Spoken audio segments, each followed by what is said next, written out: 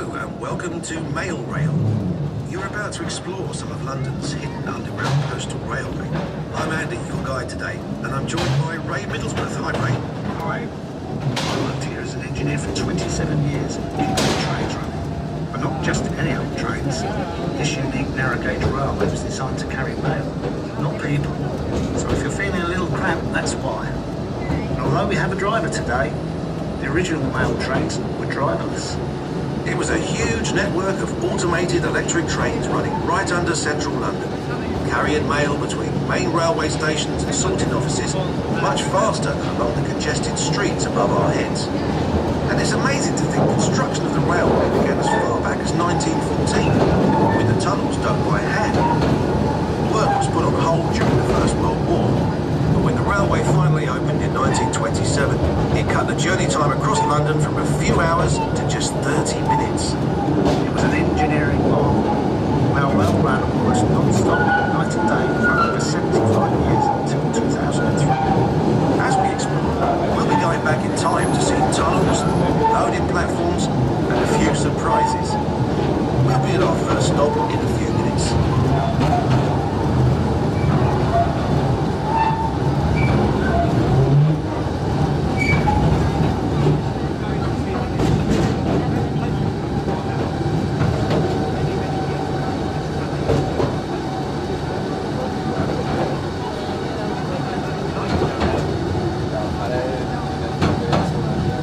Did you spot some sandbags just then? Ray, could you tell us about that? Sandbags on the line.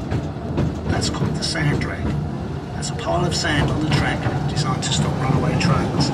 If they run down that hill you've just come down, that will catch them.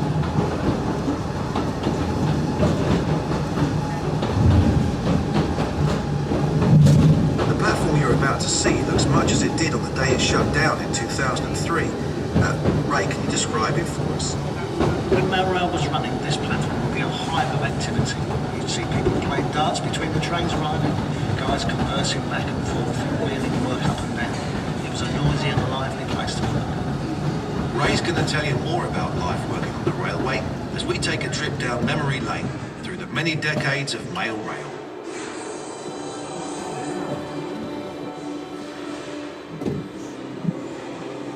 We're under Mount Pleasant sorting office, heading east to Whitechapel.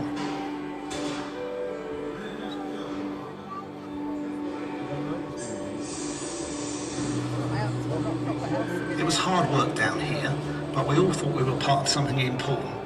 There was enormous team spirit.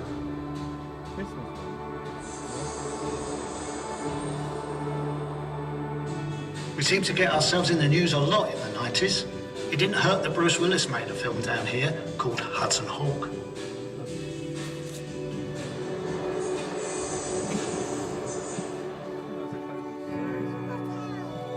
In the 80s, we had our 60th anniversary. Along with that, we had a new brand and finally some new trains.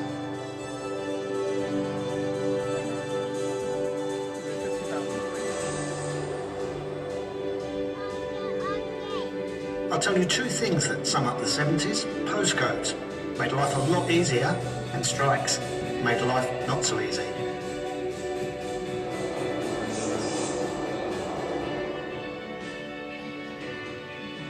The swinging 60s. Those World Cup stamps sold out after England won.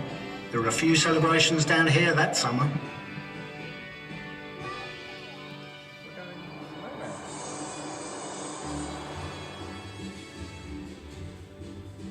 In the 50s, air travel became much more common, and so did airmail, and that meant even more of it travelled along mail rail.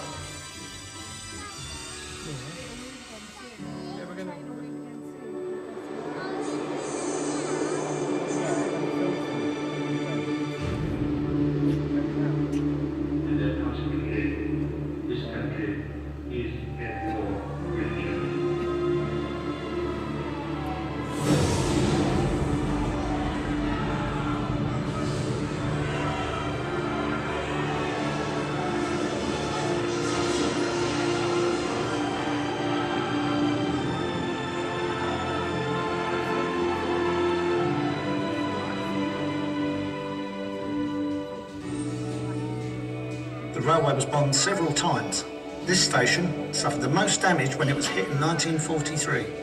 Amazingly, the railway was back up and running the very next day.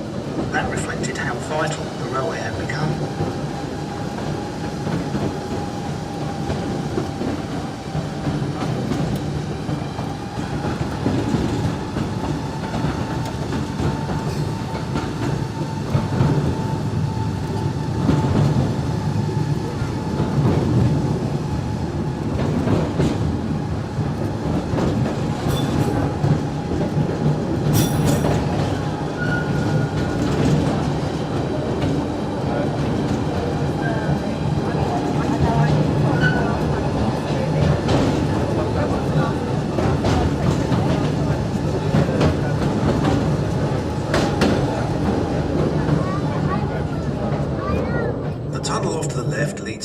Street station, where mail was transferred to the main railway network.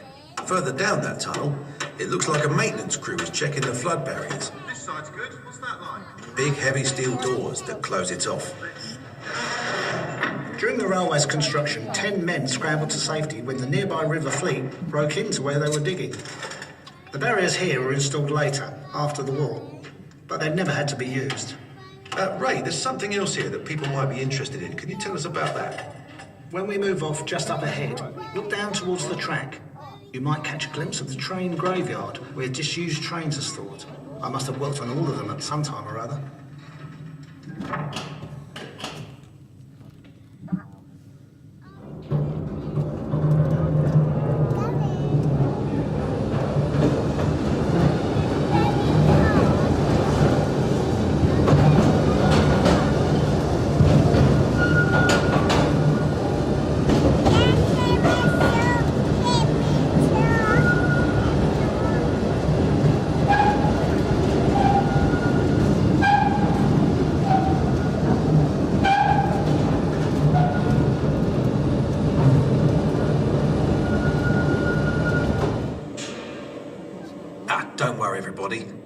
Just a power cut.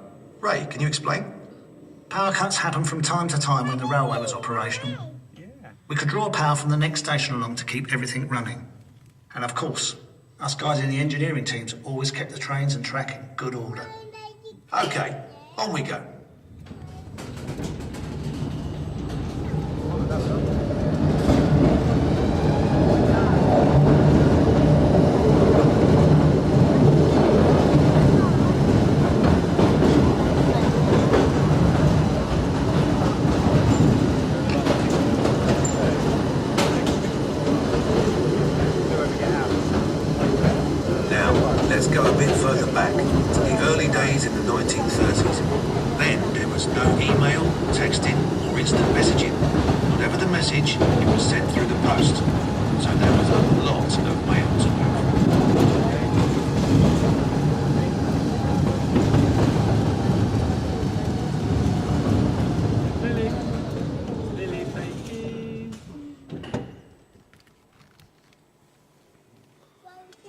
Trainloads of mail arrived at every station, every few minutes, with less than 60 seconds to unload and reload. Let's follow a few of those letters. This is the Colonel. He's writing to the famous poet W.H. Auden at the GPO Film Unit. This is Kathleen. She's keeping in touch with her sweetheart in the Navy. And this is Mary. Her letter is very special because it's going to a princess. Darling Bert, that Navy is keeping you away from me for far too long, and everyone says a war's coming. I do hope they're wrong. Dear Mr. Porter, I feel compelled to express my admiration for your work on the recent film about the light rail postal train. Dear Princess Elizabeth, I am sending you a birthday card because my birthday is on the same day. I hope you will enjoy living in Buckingham Palace. I wish my daddy was a king like yours. Does he wear a crown all the time?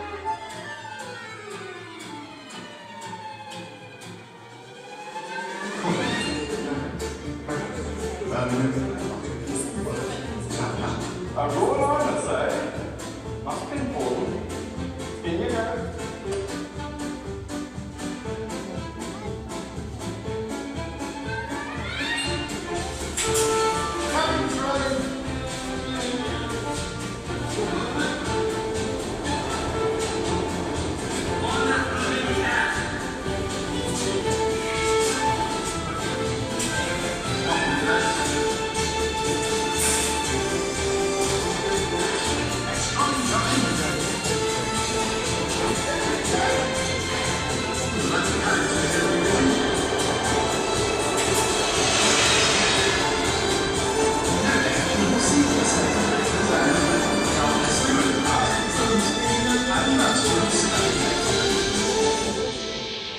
I hope this gets to you in time for your birthday.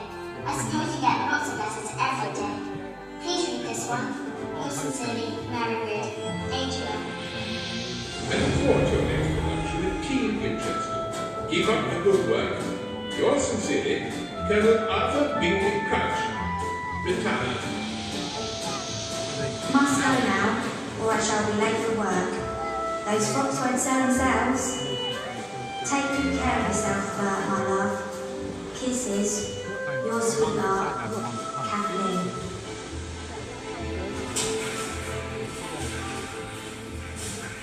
So those 3 letters all got delivered quickly and safely. And so did the other 4 million which travelled along mail rail each and every day. You could say that mail rail was the beating heart of the British postal system. Ladies and gentlemen, we're just being held here at a red signal and we shall be on the move shortly.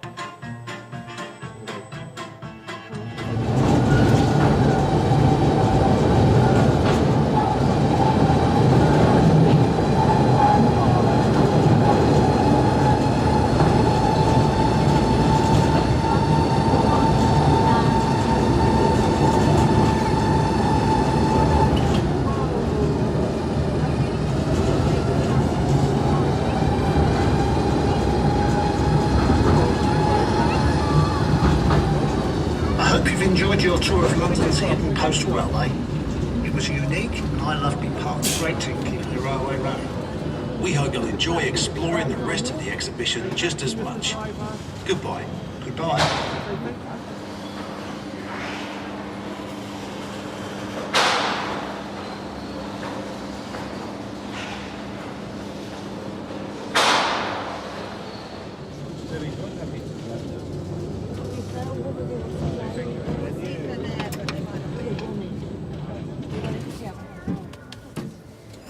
Hello everyone, welcome back, thank you.